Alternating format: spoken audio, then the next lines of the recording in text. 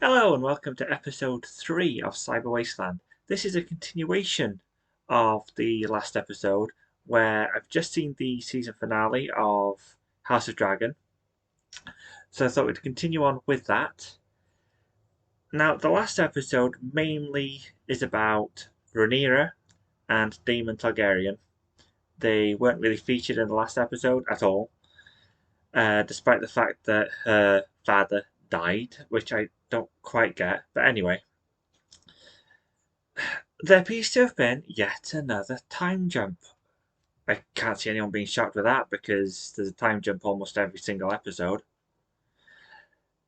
This one is again even more padding.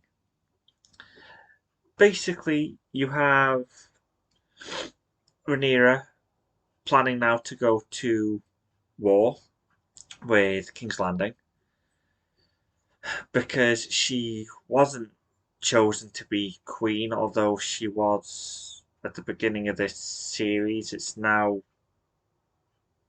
King Viserys' son. Honestly, I'm trying to explain it, but even I'm confused, and I've just watched it. Again, this goes back to my main problem with this show. If you take all 10 episodes, the series has lasted 10 hours, because they're roughly an hour per episode. Some run longer, some run a bit shorter. That is an awful lot of padding for a TV show where nothing really happens. Now, I've seen some sites, again, praise the show with some fantastic action scenes. Once again, the only action scenes, and I won't spoil it, seem to be in a storm at night, and you can barely see what's going on until the end.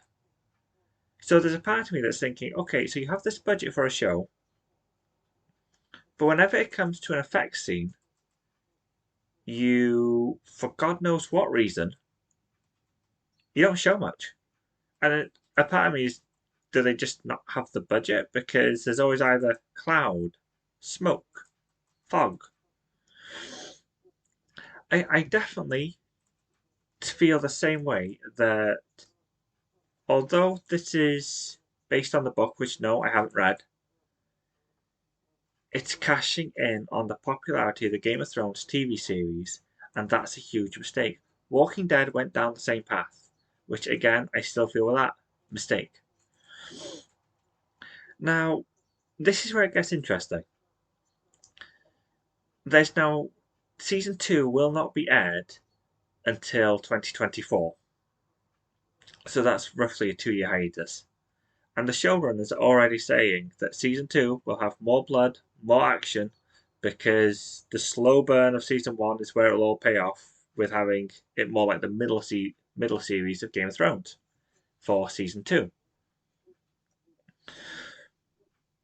It's not so much that it's been a slow burn series, it's the fact that it's been a wasted season.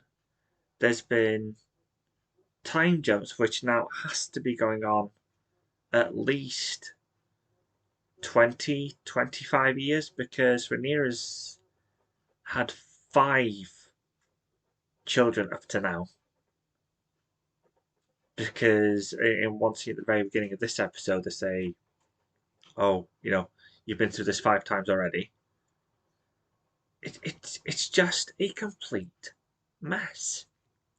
I would love to be able to sit here and tell you guys, look, this is really good. This is leading somewhere, or the final episode is a huge payoff. Because I felt in Star Trek Picard Season 2, there were a lot of episodes in it I wasn't that keen on and felt the padding, but you needed that for the finale and it did make sense. Whereas in this, no, made no sense. Basically, they're going to war, which they established very early on in the series. This entire season could have been done in 3 episodes and had been so much faster paced.